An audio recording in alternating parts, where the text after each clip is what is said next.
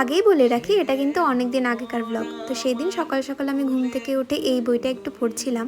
তারপর দুপুর করে অমিশা আমাদের বাড়িতে চলে এসেছিল। ওর আজকে একটা বৃদ্ধির শ্যুট ছিল আগরতলায়, তো সেটার জন্য আমি ওকে মেকআপ করে দিচ্ছিলাম।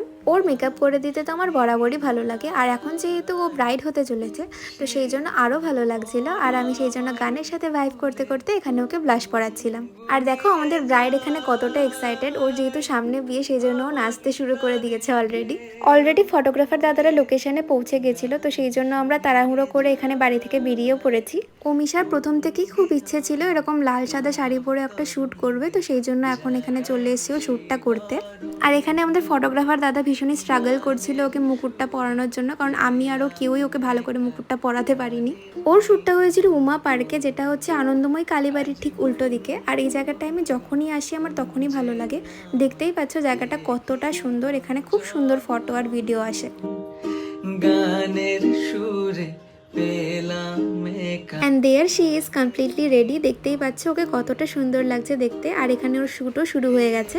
চোখে সারা বেলা রং বুলিয়ে যায়। তারপরে আমরা চলে এসেছিলাম জগন্নাথ বাড়ি পার্কে, আর এখানে আমরা একটা শ্যুট করছিলাম, যেটা হয়তো তোমরা এতদিনে দেখেই ফেলেছো আমার চ্যানেলে। আর তারপর এখানে আমাদের গ্রুম মানে দীপঙ্কর দাও চলে এসছে, আর আমাদের তো ভীষণই খিদে পেয়ে গেছিল, তো সেই জন্য অমিশা আমাদেরকে নিয়ে একটু রাজবাড়ির দিকে যাচ্ছিল। সেদিন তো ভীষণ গরম ছিল, তো সেই জন্য আমরা নিয়ে নিয়েছিলাম 1 কাপ করে লাস্সি, আর সেই ট্রিটটা কিন্তু অমিশাই দিয়েছিল আমাদেরকে।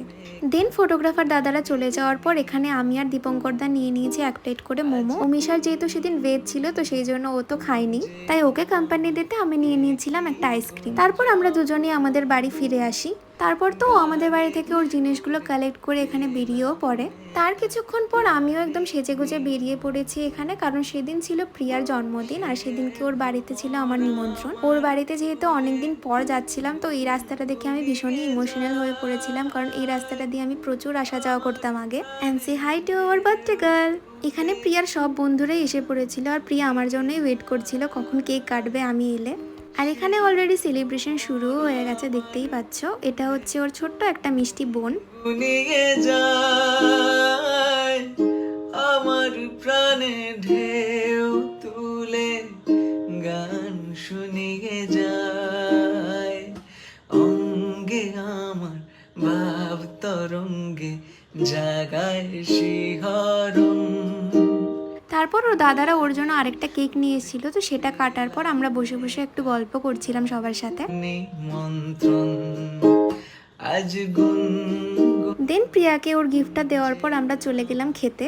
আর মেনুতে ছিল হচ্ছে প্লেন রাইস, ডাল, কুমড়ো ভাজা, চিকেন, ডিম কষা, পাঁপড়, চাটনি আর শেষ পাতে মিষ্টি। খাওয়া দাওয়া শেষে এখানে তো আমরা সবাই বেরিয়ে পড়েছি বাড়ি যাওয়ার জন্য, আর প্রিয়াকে টাটা বলে আমি বাড়িও চলে এলাম। So that's it for today, by.